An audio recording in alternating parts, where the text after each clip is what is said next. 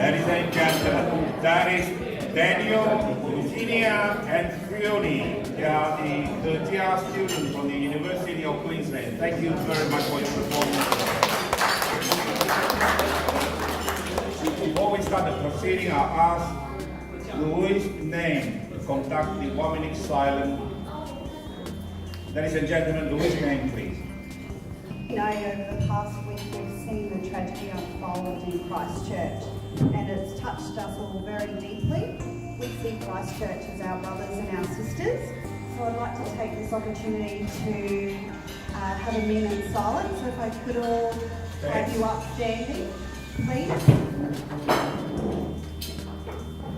And let us pay respect to the people who have lost their lives. Thank you, Louis' name. Ladies and gentlemen, I'm going to ask Auntie Peggy Tideman to do the acknowledgement of the traditional order. Ladies and gentlemen, Auntie Peggy Tideman, please. Thank you very much, Louis. Bukamandara, Iwala. In my traditional language, Gungri language, that is hello and welcome. I want to begin by acknowledging the traditional owners of this land in which we are gathered this evening, the Yagara people. Also acknowledging the Yagara and Yugara people who have taken care of this country for thousands of generations to what we have today and what we can enjoy. I'm very lucky to live in a country such as Australia. I also want to pay respect to our elders both past, present and emerging, and elders of other cultures that are here with us this evening as well. Also want to acknowledge you. And the third and most important health protocol that we must observe is soil business. And I too want to also acknowledge the tragedy that has unfolded in New Zealand. The tragic loss of life of many of our friends, the Muslim community. I am a member of the Islamic Women's Association in Logan, and I also felt the sorrow that they felt when they lost members of their community. So I also just want to extend my condolences to each and every one of those family members who have lost a loved one. I also just want to say thank you to Lewis, Jack and the Chinese Association for inviting me this evening, because some time ago we had a chance discussion, I think you'd say, when Lewis said he was going out to St George to talk about the graves of the Chinese people out there. And I also mentioned to Lewis that that is my traditional country. And my grandmother was born out at St George, and I'm a very proud Wurundjeri descendant. I go home to my traditional lands for cultural connection. I'm very fortunate to be able to stand here and say that the Booklet people, we have our culture, we have our language, we are in our last case for determination of native title, which takes in Narrabri Gorge, and we hope to be able to be given a determination on that on the 1st of June this year. So the Booklet people join with your people, Chinese community, because many years ago our people came together to work the land, and I think we have to acknowledge and respect all of those people that now rest at St. George. Thank you very much.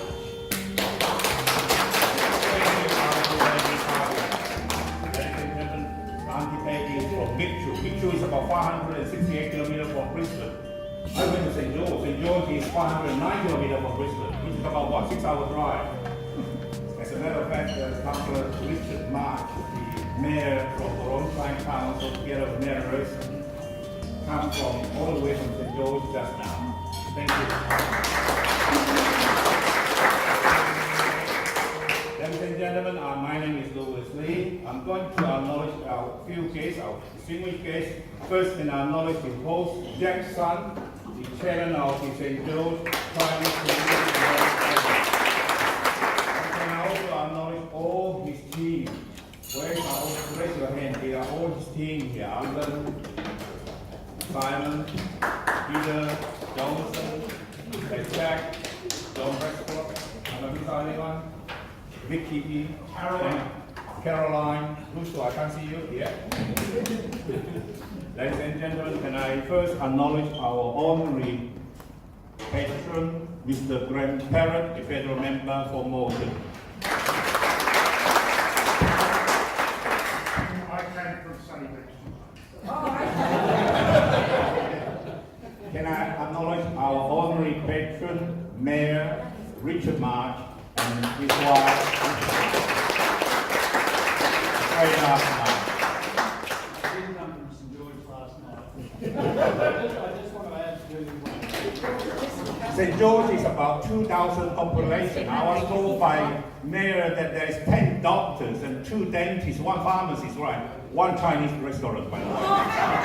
Ladies and gentlemen, next guest, can I acknowledge Mr. Peter Russo, the state member for Tudi. Can I acknowledge Councillor Angela Owen, the chairman of Brisbane City Council, also the councillor for Commonwealth. Can I acknowledge Councillor King Marks, the councillor for Runcorn. Can I also acknowledge Naida Hernanza, representing Councillor Charles Strun, the councillor for Forest. Chinese community leaders, business leaders, friends, and all. Ladies and gentlemen, I'm going to invite the host tonight, Mr. Jack Sun, the chairman of St. George Chinese Community Memorial Project, to do the opening speech. Ladies and gentlemen, Jack Sun, please. Friends and supporters, respected leaders of our communities, members of all levels of government, ladies and gentlemen. Begin my speech. I just give a bit of background of how it all comes about this project. Okay, so back 2017, I think it's just about 2 years ago. I think I traveled with the grandparent, with Louis Lee, and then John, and then myself. We did a 4 days trip actually. So we left at 4 p.m. Remember, it's one of the day, the afternoon. So we know nothing about it. We get to do so anyway. So the first arrival was after 6 hours drive. So the Robert Buckham, so the former mayor of Longshan Council, so he was waiting for us at St. George's Cemetery. So that's where the all the stories come out about it. The Chinese was talk about that 170 years ago. There's about 300 Chinese carried from Amoy, which is now Xiamen, was being sent. Was arrived in Queensland, being sent to St. George to do the sheep farming. But there are 450,000 sheep.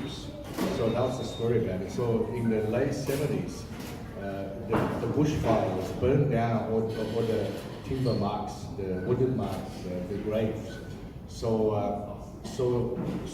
And now being told they'll see whether, so we saw that that's, we try to think about it, and now try to remember the ancestry or the history. So we talk about it, is how we're going to build this memorial. So that's how the trip will come out about. After in 2-3 days, we learn, we know about the history, being told about the history. So and now we've been invited to Longshan Council, which Richard Mash, the mayor, is here tonight. So what being told, and then after probably 30 minutes or 1 hour, I think all the councillors, their board all agreed, they were happy about it to sort of move forward to build this brand new granite memorial stuff. So that would be, so that was the second day I think we arrived. So that was a good outcomes, the news came out, So and then and then on the way back, so we spent two more days in the St. George, had a great fun, racing thing, learn more about the Broome River. So that's the first time I've been to the Sulu area. So I totally enjoyed it, but more thing, the purpose of the trip, we try to, think about, we told the story, we try to do something about it. So and then on the way back, we're being offered, we passed down to the federal minister, David Littlepool, which is the member for Morona. So we passed him, he lives in Warwick. So since Longshan Council so agreed about it to talk about the peg, so we think about it, we all want to go ahead with the project. So that I think we forward the patron, which is Richard Mash, the mayor, and the grandparents, MP. So David Littlepool. So excuse me. So these 3 people are honorable patron. So that was the first trip that talking about 2 years ago, and then we went to the second trip. So and then after the trip we come back. So we formed our committee in Brisbane. All right. So we have an honorable patron, which are the 3 people I just mentioned. So we come back. So we talk about all the Chinese leaders. So and then we quickly formed a committee. So which is I think a lot of people here now, Peter Zeng and Vicky Yu, and then Caroline, and then we've got Alan Chen. Who else? Everyone went to bed. Everyone's back. Louis Lee, of course, is our honorable advisor. Yeah. So we quickly formed the thing. So and now obviously we did the first one and second one in Robertson Gardens. I remember most of the familiar places here. So we talked about the briefing after that. So Richard Mash also attended the briefing. So the night. So that was overwhelmed. So that was very encouraged for me to keep going, move on. So we formed the committee. So we start raising the money. I think it was September, October sometimes. Yeah, on the 2017 or 18, I think. Yeah. So that was. It's very. I think all we did was just tell the story, let people. So the history sometimes gets forgotten, by people. So we just need we tell people stories. So people are overwhelmed. It's not just Chinese, but it's a history basically. Thinking about. So I believe. So and now we did another fundraising. Was in June last year. So we raised. I can't remember the total we raised, but in overall. So that was in June last year. So we did a big fundraising dinner. So that dinner made us to move to the position, and basically, I just try to make my speech short, but we actually built this memorial already, all right? So after that. So it's sitting there, but just waiting for next weekend. We're going over there. We're trying to get 10-20 people there. So build it on the valley. So it's sitting in the St. George's Cemetery at the moment. The brand new memorial is sitting there. So waiting for us to go there to So it's to finalize. So anyway, on behalf of the committee, I think myself. I really appreciate everyone here. I mean, like whatever 50, 60 people here tonight. We appreciate people being supporting this project from day one. So that means day one, there's a lot of people being put deep in their pocket. Get later put a post on it. So they've been keeping donate not just once, like we done one so last 2 years we've been doing 2 or 3 times fundraising. So I as a chairman, I really appreciate everyone's support, not supporting myself, but supporting every members, every team in our team, in this SCCMC committee. So I on behalf of the St. George committee, I say thank you very much for us to get to that tonight. Okay,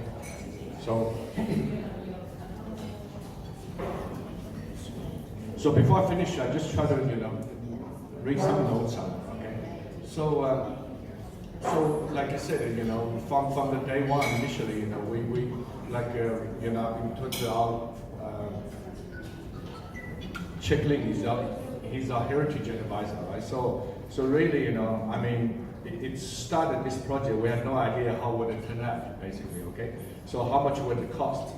But I can tell you now, that it's cost quite a bit. Actually, it's cost quite a bit. But it's worth every cent because it's a social investment. Social investment, so important. Okay. So this memorial will honor the spirit of Amoy shepherds. They left their families, crossed the wide sea in the hope of sending wages home. They fight the famine in Amoy. So unfortunately, it was a complete failure.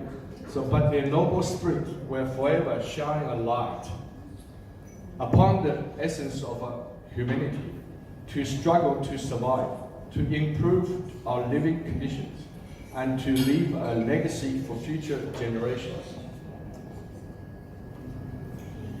I thank you once more for coming and urge you to extra generous late this evening. Okay, and now I call for Check Ling, our heritage advisor, to brief speak about our project. So let's welcome Mr. Check Ling. Before I ask Check Ling to speak, let's put your hands together for Jackson, the chairman of SCCMC.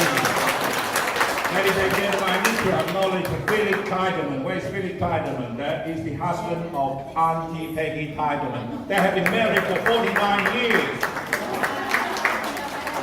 I must say, I should acknowledge Surrender Prasad. This is Surrender Prasad OAM, the president of Indian Senior Citizens Association of Queens, and also the chairman of the Australian of the Indian Heritage War Memorial Committee. He has done a marvelous job last night, hosting what we call Harmony Day celebration, inducting 15 members, live members. They are all over 80 years old. 80 years old, 15 of them become a live member last night. Thank you, Surrender. Ladies and gentlemen, this is Check Ling, the Heritage Advisor. The reason why we are here tonight, he can explain all. Ladies and gentlemen, I hand over to Check Ling. Thank you, Louis. Can you all hear me? Yes. Is that better? Yes. I'm not used to speaking in public. So, is this okay or not? Yes, sir. Thank you all for coming, especially those who come from a long way away. I want to talk to you tonight about the place of the Chinese in Australia, because that has underpinned the historical thinking that went into this booklet and to the memorial itself. I came to Australia in 1962, nearly 60 years ago. It was a land of milk and honey. But that dream, that reverie, that trance I was in was broken when Professor Jeffrey Blaney campaigned against Asian immigration in 1984. Professor Blaney was then the chair of the Australia-China Council, among other very eminent positions he held. And he was the most popularly read historian of Australia of all time. But that was 35 years ago. Last year, Professor Clive Hamilton wrote a book, Silent Invasion, in which he raised once more the question of the Chinese in Australia. Yes, Australia is a successful multicultural country, but there is one last frontier for Chinese. You see, until about 20 years ago, all the Chinese community leaders who were anointed by the state and federal politicians were from Southeast Asia. These Wai community leaders were all instilled with the comradeship mentality, which served their forebears so well in the European colonies in Southeast Asia. Therefore,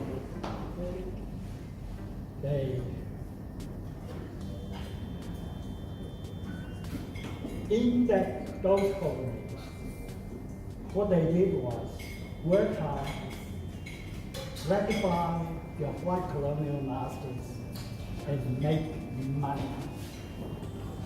And these white who come to Australia found no reason whatsoever to change their outlook on life. So they blindly talk up the achievement of the early Chinese, as if there is a still need to prove that the Chinese are worthy people. A few even talk up instances of benevolence from white people, as if there is need to prove that we Chinese are not ungrateful regions. And some, of course, have to talk about reconciliation. You know, multiculturalism, reconciliation. But it is completely unjustified in a moral sense for us latter-day Chinese to forgive on behalf of the early Chinese who were treated as vermin. When you read this booklet tonight, or on the weekend, or in 5 years' time, you will see that we have done none of those things. That is a first in Chinese-Australian historical history. So far, I haven't spoken about the PRCs, the most recent Chinese immigrants. And there are 500,000 of them out of the total of 1.2 million. Here are two books. 1, 2. They are all written by PRC. In these two books, one of the things that we'll discuss is an apology for the early Chinese who suffered. Well, in this booklet, you will find that we avoided that as well. Lost my trace.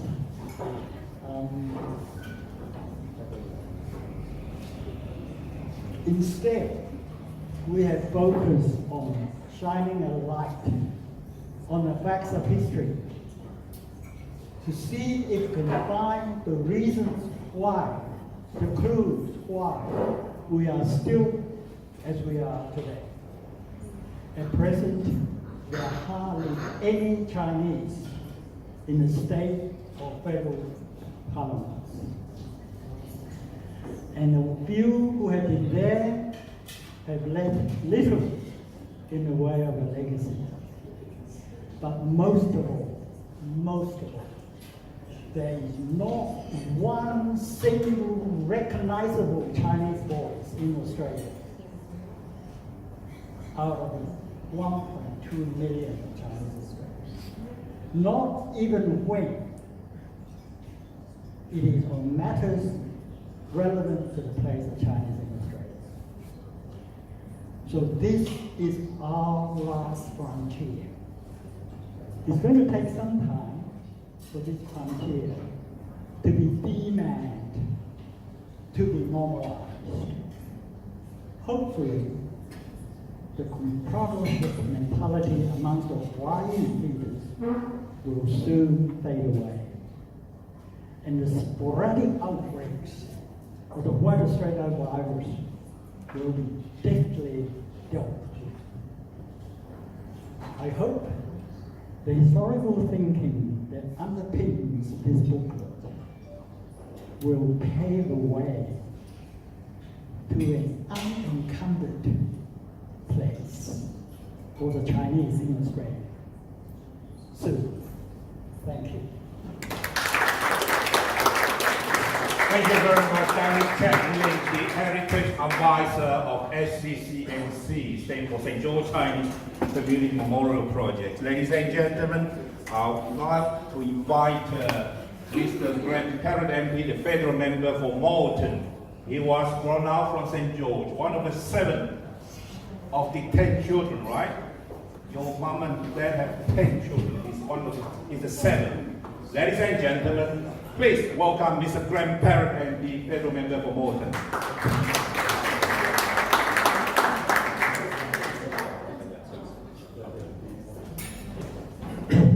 Thank you very much, Lewis, and could I begin by acknowledging the traditional owners and thank them for their strong and continuing stewardship, and particularly all those that have made the trip to come here, and I hope everyone that's had a short trip is okay.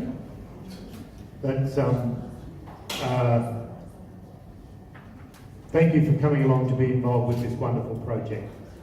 Something that is very close to me, and I really appreciate the leadership of Jack's son and Chet, who's put so much work into this booklet and all of the lead up to this story, and all of that committee. Could we give the committee one more round of applause, please?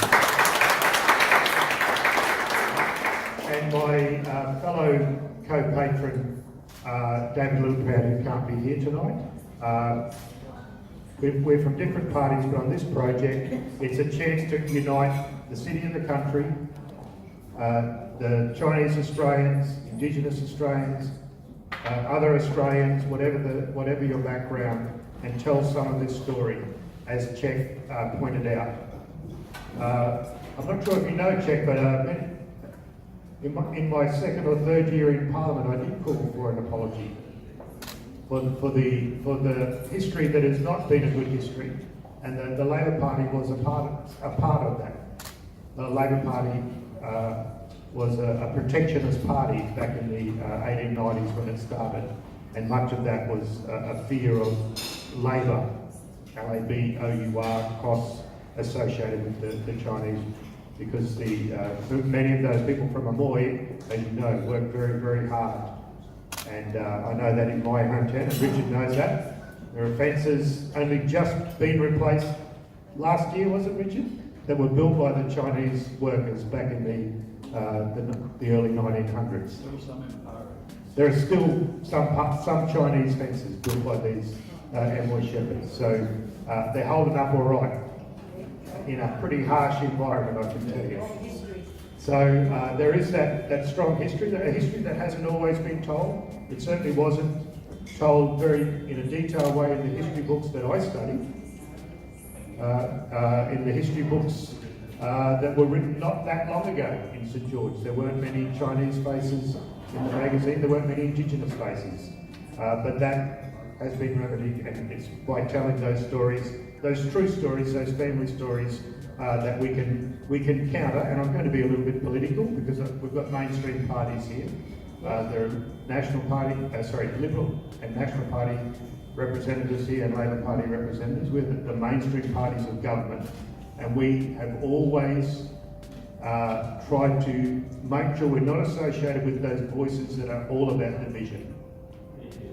Those voices that would not recognise the modern multicultural Australia. The modern multicultural Australia that has links, as Keck will tell you, the first Chinese foot set foot in Australia 201 years ago. 201 years ago, there's been a Chinese Australian presence here. So that is not to mention the 3,000 generations that went before that, or 4,000 generations, as we find out more from history. So we know that we've always had a multicultural history. There were Muslim people arrived on the first fleet. There were Indian people on the first fleet. There were, as I said, Chinese people setting up businesses in Parramatta 201 years ago. So I wanted to tell that story to counter that voice of division that says Australia since 1788 has always been an Anglo-Saxon country. That has never been the case. That has never been the case. Even though the history books that Glenda and Richard and I studied suggested that was the case, that was never the case. So that's why this memorial is something I'm proud to be associated with. That's why I'm hoping you will dig deep to support a wonderful cause, because it helps to tell that story. And I blame, I shouldn't call it Bulger, should I? I blame the former mayor who actually told us this story of the wooden memorials, the wooden grave markers in the St George Cemetery. Robert Buchan told us that story, and he said that the clean-up crew, or the work for the Dole crew that went up there, were under a Whitlam Labor government program. So I felt personally responsible, even though I don't know who it was that actually went up there to do that let the grass fire get away. So I thought, well, this is something I need with the country to connect my community here with the community that is doing it tough. And as I won't steal Richard's thunder, but we're talking about cotton farmers that are going to plant barely 5% of their fields this year, harvest 5% of their fields. So, a Moy famine from 200 years ago is a similar thing is happening right now in St George. So that's why it's great if we can go out there next weekend, spend some money, buy some of the St George wine. Buy the port, which I am reliably informed, according to its title, is particularly good. You can ask Jack's son for the name of that port. I've got an election coming up, I don't want to swear in public. Go on the river cruise, play some golf, do whatever you want to do, but invest in a community that is doing it particularly tough at the moment. So thank you for coming along tonight. Thank you for your connection with this community. Thank you, Mr. President. The next speaker, we are going to ask our honorary patron, the Mayor Richard Marsh from the Moronshine Council, to say a few words. Richard Marsh, please. Thanks, Lewis. I must say, Graham, you didn't steal any of my thunder because I didn't have any thunder when I arrived. so what you get now is straight from the head and straight from the heart. I'd like to acknowledge our Indigenous people because we have a number of them around the St George area, as you're aware. I also acknowledge the fact that we have some division within our communities, and it's surprising that we still have it today. I personally cannot understand. And regardless of what you do at a council level, or at a state or a federal level, it just can't be overcome that easily, and we really need to do more work on it. And then that extends also to the Chinese community, I think, and to any of those others that have been downtrodden in any way. I see that in my community, and as I said, it saddens me, what does give me heart is that there are those people who come to me and say, we're better than this, we can beat this, and they are prepared to work with it. And that's the only way we'll do it, is by being true to ourselves. Getting back to what we're on about tonight, I'd like to thank the committee, and while I might be one of the patrons, I must admit I haven't done a lot of work. You know, the work's been done by Lewis and Jack and the people on the committee and those others that have been involved. You did help financially, that would do. You had a little spare bucket there. We're a local government in Western Queensland, and I'll tell you a little bit about that and tell you where the bucket goes. It's pretty empty at the moment. Yeah, it is. We would love to spend more, and I appreciate the efforts that people and people in this area have gone to put money to that project, because really it is supporting a group of, it's supporting history to an extent. You've got the Chinese who went out there 200 years ago, as we're told, they've been here, and they went out there to look after sheep. And we're a great sheep growing area. And right through the Darling Downs through there, that's what they went for. They were the downtrodden in those days, as are the number of others who've come along, and are poorly paid. And if you read the booklet, it does give you a little bit of history in that area. And that was the way Australia worked in those days, and has worked for some time. Fortunately, that's been overcome to a large extent. And while increasing wages and things like that creates all of our businesses some hardship, and we have to find better ways to do things, we really have to look after those people who are not the minority, but those who are basically the majority largely, who deserve a better way of life at times. And I'm not promoting significant wage increases, I'm just promoting the fact that we need to be fair. Now, getting back to the subject again, don't distract me, please. I really appreciate, and I'm sure the community will really appreciate, and they have started to see what it has been developed, built in our cemetery to recognise the past, recognise those who went there, the Chinese who worked hard. And I just want to extend a little bit on what the Chinese have done, but before I do, when you get the booklet, you'll see the structure that is in the cemetery, and it is a fantastic structure. It really stands out, and I'm sure that it will be recognised by many people for a long time to come. It's not going anywhere, it's not going to sink into that soil, and it's not going to roll away because of that. But just going on a little bit further, with what the Chinese did in the Bolon area particularly, they moved from being farmers or sheep herders or whatever you might want to call them, to becoming real farmers and developing irrigation systems and growing fruit and vegetables, and basically providing the horticultural products that were necessary in those days. And there's still signs of that in some of the areas around St George. There are a couple of old homesteads where you can still see the irrigation area and how they developed irrigation.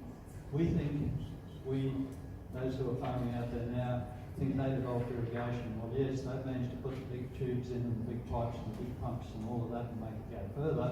But in the old days, a lot of people did it with their hands and with a lot of hard work, and that really, you really have to appreciate the effort they went to do that. As far as, and Graham didn't really steal the thunder, as I said, hadn't thought too much about what thunder was, but we have had a tough time, and we are having a tough time. We've been in drought for the last 7 years or so. I think we've had 3 years in the last 15 where we've been out of drought, and we're a declared drought area, and that's significantly right across Western Queensland. As Graham said, we have cotton farms out there. We have probably about 130,000, 140,000 hectares of cotton that is generally planted in a reasonable season. This year they'll plant 9,000 hectares, and that'll be in one area. We have a structured irrigation area where it is channeled and the water gets to all the farms. Then there are those who are on the river and they pump their own water, put in their own storages and do their own planting. They will get nothing because there has not been anything in that river for so long that they are struggling. They're struggling with the drought. They're struggling with the fact that there is no income coming off their properties from that point of view, and they're trying to keep stock alive. So yes, it is tough. What will this project do for us? Hopefully it will give us a lift, and we'll be able to see that there are people around who are prepared to put money forward and present something into the community which in part will become a tourist attraction. Now, a lot of cemeteries have tourist attraction type things, and we think that will improve that aspect of it, and it'll give people another opportunity to come along. But as Graham said, there are other touristy things to do in St George as well, and so get out there and have a look at the winery, have a look at the river, and if anybody is organising anything as far as the bus tour is concerned, etc., and they want to know what's happening or what's available, just please contact myself or the council office and ask them what's available, because they'll put you on the information centre who can tell you these are the things you can do over the weekend, these are the things that you can organise, and sometimes it's simply somebody making a phone call, somebody knowing who to ring. You'll be able to get a boat cruise, or to get it at a time that suits you. It may not suit you to do it at 4 o'clock in the afternoon, you might want to do it at 2 o'clock. So these people, if they've got a full cruise going, they'll take it. And I can tell you, it's a pretty spectacular cruise on the river, and the river currently is virtually full in the town reach. The dam above us, which is a 90 megabytes, that's technology. 90 megs of water go into that dam, and it is being drawn down to 5%. So 5% of that says there's nothing there, basically. But anyway, that's it. So please, those who come to St George, give us the opportunity to show you around. Give our information centre the opportunity to help you, because they're more than helpful. They will go out of their way to make sure things happen if they know the people are interested. So again, thank you to the committee, thank you Lewis, thank you Jack, and thank you to all of the committee for the effort you put in, and thank you to the community generally. I know it's represented here in some form. Thank you to the whole community for what's been done for my area, for Geelong Shire, and particularly for the St George area, in recognising the past history of the Chinese cemetery. Thank you. Thank you, Mayor Richard Park. And before I ask Peter Russo and Pete to speak, and Councillor Kim Masters to speak, can I introduce Chris again to introduce the third one? Chris, please. Where's Chris? Have some wine first before we ask Peter Russo and Pete to speak. Can I introduce Chris? Chris will be introduced third wine tonight. Which one? He's also from South Australia. I hand over to Chris. Thank you, Luis. So this one we call phenos. So phenos means the chemical terms to describe the aroma from the wine. We name this one phenos also because this smell is very pronounced. So if you taste this one, you can put the glasses a little bit far from your nose. You can still smell the fruity flavor. And also this one aged in oak barrel for 18 months. It has really strong raspberry fruit flavor, also a little bit leather, and a big spicy nose as well. It's really nice. I hope you guys can enjoy this. Thank you. Thank you, Chris. Ladies and gentlemen, our auction will be starting very soon. Our auction will be starting very soon. We are conducted by Peter Ziwu Zeng. Ladies and gentlemen, can I ask Peter Russo MP, the state member for Tuhi, to say a few words. Peter was the last member for the Sunny Band, isn't he? The first member for Tuhi, the last member for Sunny Band. Ladies and gentlemen, this is Peter Russo MP. I just start by acknowledging traditional owners on whose land we gather here this evening, elders past, present, and emerging. I'd like to welcome the Mayor and Tony Maris to our little patch of Queensland. It's great to see you here, and I'd also like to congratulate Jack and his team and Graham for the great work in bringing this about. I think it's a connection between the city and the country, or the regions, and it's a wonderful thing that you have achieved. So everyone should be very proud of themselves. Unfortunately, I can't be out at St. George next weekend. Why not? I have. Vicky will have a drink for you. Yeah, I have. Unfortunately, I have commitments, and as everybody, the mayor would be well aware that the demands are made on our time, and so is Graham and Kim and anyone else who has anything to do with our electorate knows that we're lucky because we're always in demand. But have a great weekend. It's a great thing, and you should all be very proud of what you've achieved here. Thank you very much. That's Peter Lucia, the statement number 2. Ladies and gentlemen, next speaker is Councillor Kim Marks, Councillor for Runcorn Ward. After the speech, we will be conducting the auction. As I say, Peter Zhu Zhen will be conducting the auction, translated by John Prescott, with 2 spotters. Louis' name is on the right, and Alan Chen will be another spotter. Ladies and gentlemen, this is Councillor Kim Marks. You can never get away with a microphone when Lewis is around. I should know to expect it. Look, yes, as always, we begin by acknowledging traditional owners on the land on which we meet now as past, present and emerging. I was a little bit late this evening arriving, sorry, because I was in the city with the Lord Mayor's Vigil, so there was a lot of people in there, so, and the Silver Fern was up on the big TV screen, so I was told that was probably the first and the last time I see it in Brisbane, but you know, maybe I can twist the Lord Mayor's arm again to do it again sometime, so it was a very special moment. Look, just having a quick look at this book, this is pretty amazing. I know that it's been put together quite quickly and there's probably potentially more to be done. So I've actually never heard of the Amoy Shepherds, I have to admit. So I'm looking forward to taking this book with me tonight and reading through it and seeing what it's all about. I've given my apologies to the Mayor of Geelong show that I will not be there. I had 2 choices, come to Geelong to St George for your unveiling or have a dinner party with my family for my birthday. So, yeah, 7 years in the job, you don't get to spend many birthdays or celebrations with your family, so I'm going to take this one if that's okay with you. Trust you, John, so thank you. I'll ask Derek. I'm sure he'd love to be also.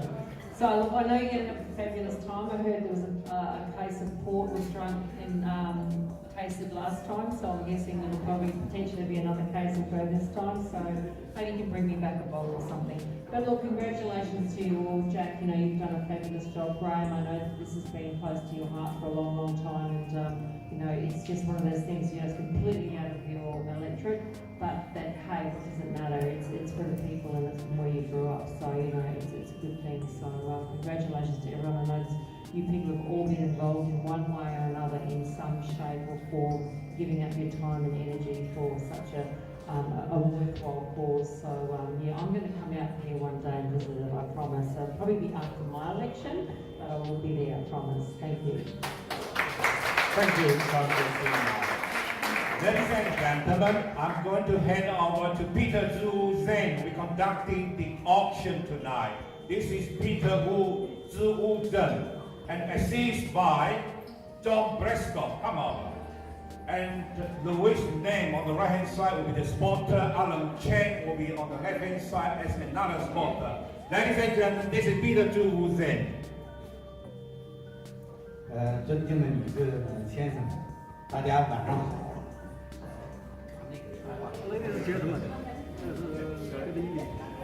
Good evening, ladies and gentlemen. Have you had enough wine? 今天的这个晚宴呢，也是圣乔治华人纪念碑经过2年的筹备，最后一次的正式捐款晚宴。 So this is a build-up of 200 years history. So this auction is 200 years in the making. So just think about it. Every year, you're saving money, people. You're saving money, people, tonight. Okay, 200 years. It's a build-up or accumulation of 200 years of the history of the Chinese in Australia that has gone before us. So it's a bargain basement prices tonight. 今天呢，我今天拍卖有3件拍品，有一件呢是在联邦大厦和 Grab 共进一次有4人的套餐的活动，就说这个活动呢是邀请4个人到联邦议会大厦和 Grab 一块儿参观以后，在一个餐厅里面会和参加那天的宴会的有一些部长啊什么的都会见面。